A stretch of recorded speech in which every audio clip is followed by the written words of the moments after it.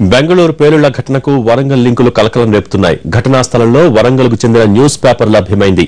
News పేపర్లో IED బాంబును చుట్టుపెట్టారని అంటున్నారు పోలీసులు. వరంగల్కు చెందిన వారు ఉన్నట్టుగా పోలీసులు అనుమానిస్తున్నారు.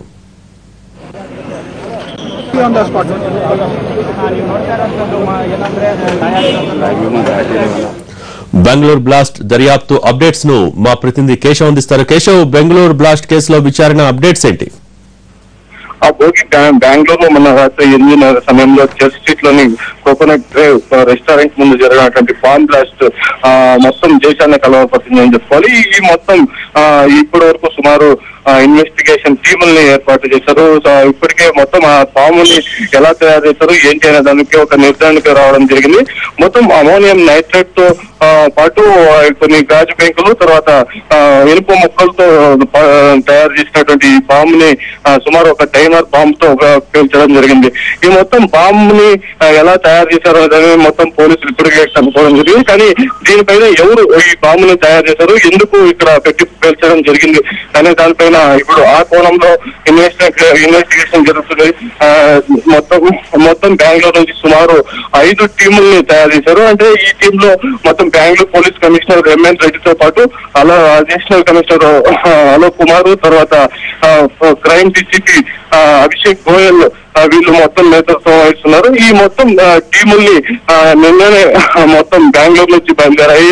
మొత్తం బెంగళూరు నుంచి సుమారు 5 టీములు వేరే వేరే చోటుకు వెళ్ళాయి. అంటే మొత్తం ఇట్లాంటి బాంబులు ఎక్కడెక్కడ పోయినాయి, దాంట్లో ఉన్నటువంటి నేరస్తులు ఎవరెవరు ఉన్నారు, వాళ్ళ ఇదేంటి అనే దానిపైన ఇచ్చేస్తున్నారు. దీంట్లో బెంగళూరు నుంచి హైదరాబాద్ కూడా నిన్న ఒక టీమ్ ని పంపించడం జరిగింది.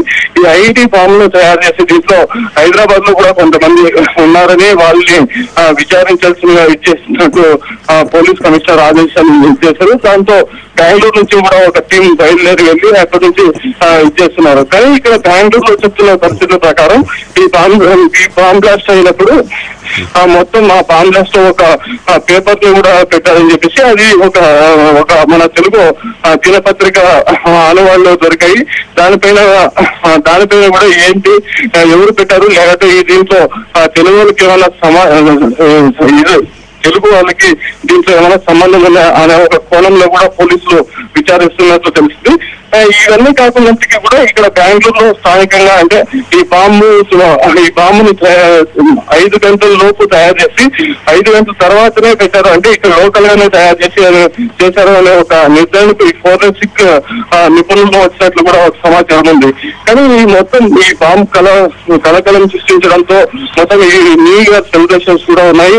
ఈ న్యూ ఇయర్ సెలబ్రేషన్స్ బెంగళూరులో మొత్తం దేశంలోనే బాగా అతి ఎక్కువగా ఇచ్చేసేటువంటి బెంగళూరు సిటీ చాలా మంది వేల సంఖ్య లక్షల సంఖ్యలో బెంగళూరు వస్తారు. బెంగళూరు వచ్చి ఇక్కడ న్యూ ఇయర్ సెలబ్రేషన్ చేసుకుంటారు. కానీ ఈ సంవత్సరం ఈ బాంబ్ కలకలంతో మొత్తం సెక్యూరిటీని భారీ స్థాయిలో పెంచేశారు.